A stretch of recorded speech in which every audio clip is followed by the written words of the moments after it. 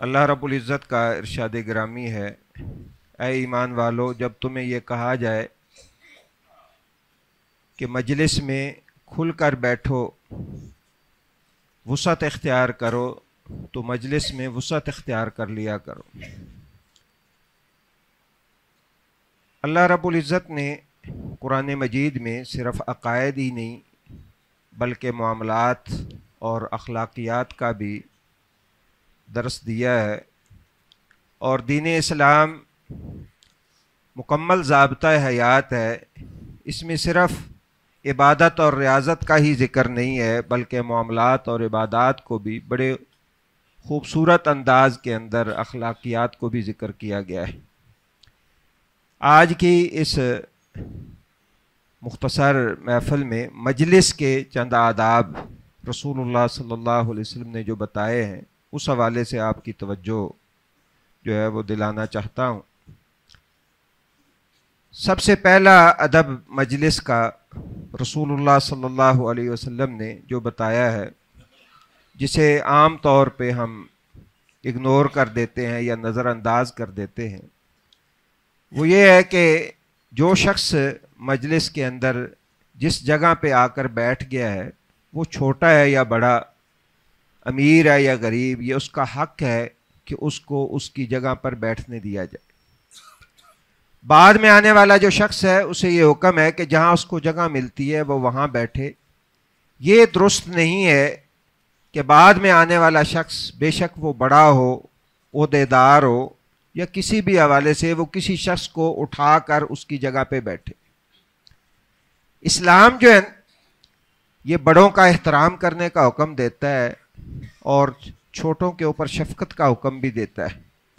عزت نفس کا لحاظ جو ہے وہ چھوٹے بڑے ہر ایک کا اسلام نے رکھا ہے۔ کوئی بچہ ہے تو اس کی بھی عزت نفس کا خیال رکھا ہے اسلام نے۔ اس لیے رسول اللہ صلی اللہ علیہ وسلم نے مجلس کا ادب یہ بتایا ہے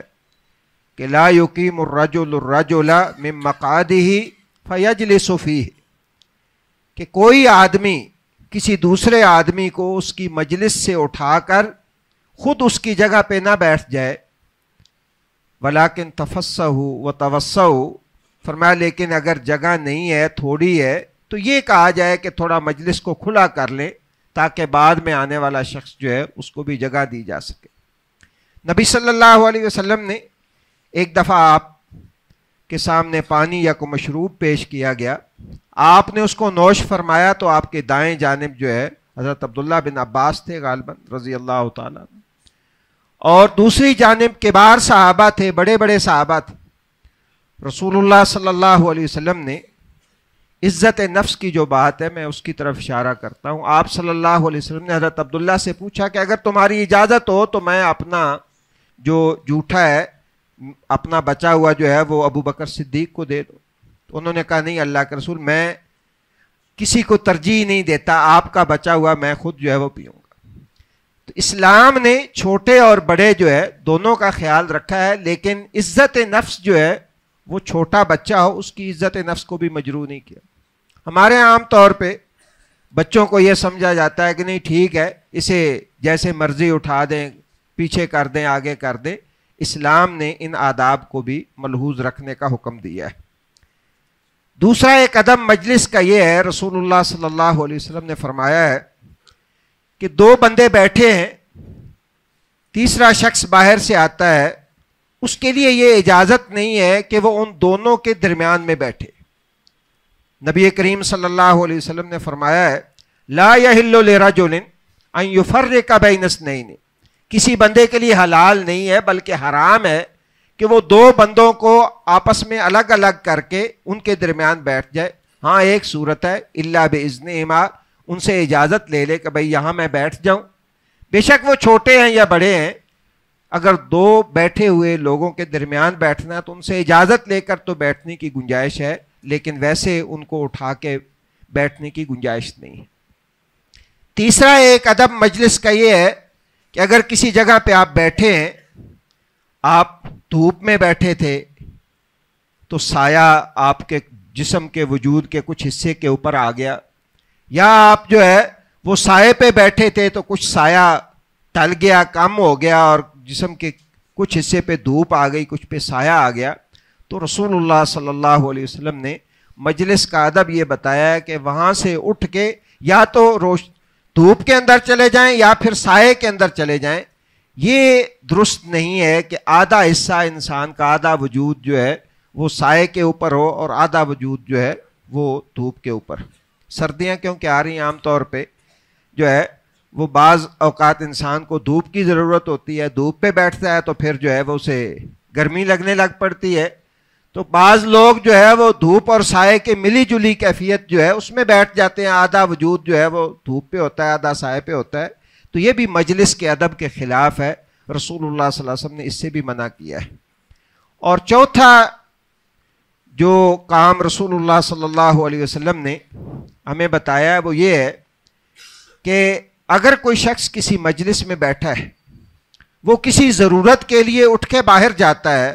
سپوز واش روم کے لیے جاتا ہے، ہاتھ دھونے کے لیے جاتا ہے، یا کسی کام کے لیے اٹھ کے جاتا ہے اور اس کی نیت یہ ہے کہ میں نے واپس آ کے بیٹھنا ہے، تو رسول اللہ صلی اللہ علیہ وسلم نے فرمایا من قام من مجلسی ثم رجع، جو اپنی مجلس سے اٹھا اور پھر واپس آیا، فہو احق بھی، تو وہ اس کی جگہ کا زیادہ حقدار ہے، دوسرا کوئی شخص جو ہے اس کی جگہ پہ نہیں بیٹھ سکتا۔ اگر وہ خود پیچھے بیٹھ جاتا ہے تو اس کی اپنی مرضی ہے، لیکن اگر وہ کسی کام سے اٹھ کے گیا ہے اور پھر وہ واپس آنا چاہتا ہے تو مجلس کے آداب کا تقاضا یہ ہے کہ اس کو اس کی جگہ پہ بیٹھنے دیا جائے، اس کی جگہ جو ہے وہ کوئی دوسرا شخص نہ بیٹھے۔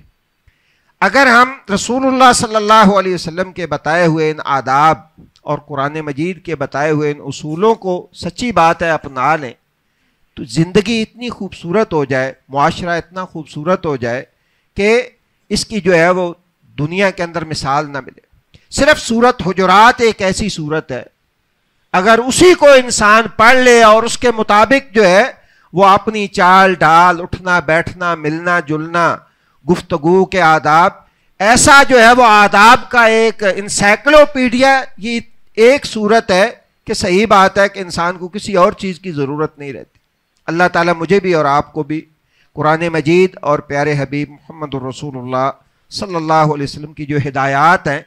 ان کو پڑھنے کی، سمجھنے کی اور ان پہ عمل کرنے کی اللہ ہمیں توفیق عطا فرمائے۔ سبحانک اللہم و بحمدک، اشہد ان لا الہ الا انت، استغفرک و اتوب الیک۔